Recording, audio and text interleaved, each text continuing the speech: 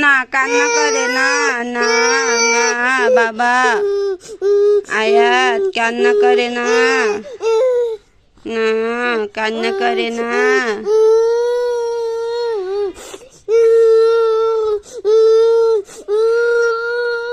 কি হয়েছে?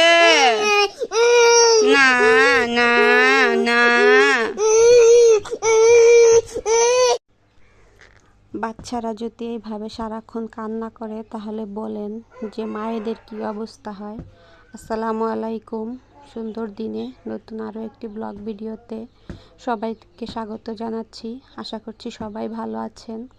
তো এখানে সন্ধ্যার দিকে নাস্তা বানাইছিলাম ডিম পরোটা। তো ওইটা একটুখানি ভিডিও করলাম আর কি। আসলে এই পরোটাটা খুবই মজা হয়েছিল। ডিম পরোটাটা পুরাই মোগলাইয়ের মতো হয়েছিল। তো ভিডিওটা যারা এ পর্যন্ত দেখতেছেন একটা লাইক দিয়ে দিবেন, ভালো লাগলে কমেন্টে বলে যাবেন। আর এখানে ছেলের লেখা উঠাইতেছিলাম। ছেলের যেহেতু পরীক্ষা চলতেছে, তো লেখাগুলা উঠায়া সুন্দর করে রেডি করে রাখলে ও নিজে নিজেই প্রশ্নগুলো পড়া উত্তর লিখতে পারে। আলহামদুলিল্লাহ এখন ওই পর্যন্ত আর কি গেছে। তো এই কারণে লেখাগুলা রেডি করতেছিলাম। আসলে বাচ্চাদের পরীক্ষার কারণে কিন্তু মায়েদের অনেক চাপ পড়ে যায়, যেমন সংসারের কাজে, লেখাপড়ার একটা অন্যরকম চিন্তা থাকে।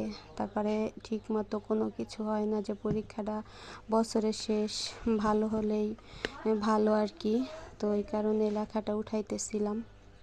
আর এইখানে কিছু তারপরের দিনের ভিডিও আর কি। এটা দুপুরের আগে আর কি অনেক থালাবাটি আনা হয়েছিল, ওইগুলা ধুয়ে আনা হয়েছে, পানি ঝরানো হয়েছে। তো ওইগুলো এখন আর কি র্যাকের ভিতরে রেখে দেব, তারপরে রান্নার কাজে আর কি যাব। তো এখানে আমি আজকে তেলাপিয়া মাছ রান্না করব, আর শাক রান্না করা হয়েছিল, ওইটা আমার শাশুড়ি রান্না করছিল।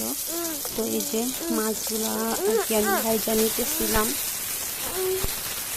আসলে মেয়েদের তো সংসারে প্রতিদিন একই রকম কাজ, রান্না বান্না, কাপড় ধোয়া, বাচ্চা সামলানো। তো ভিডিওটা একটু অন্য সাউন্ড আসতে পারে, আয়াতের একটু ইগনোর করবেন। তো এখানে মাছ ভাজা শেষ করে সমস্ত মশলাগুলো কষাইতেছিলাম। আসলে রান্না তো আমরা সবাই করতে পারি, এক একজন এক এক রকমভাবেই করি রান্নাবান্না। তো এই যে মাছগুলো দিয়ে দিলাম। ভিডিওটা যারা দেখছেন আশা করছি ভালো লেগেছে। দেখা হচ্ছে পরবর্তী কোনো ভিডিওতে। সে পর্যন্ত সবাই ভালো থাকেন, সুস্থ থাকেন। আসসালামু আলাইকুম। আর অবশ্যই মনে করে ভিডিওতে একটি লাইক দিবেন।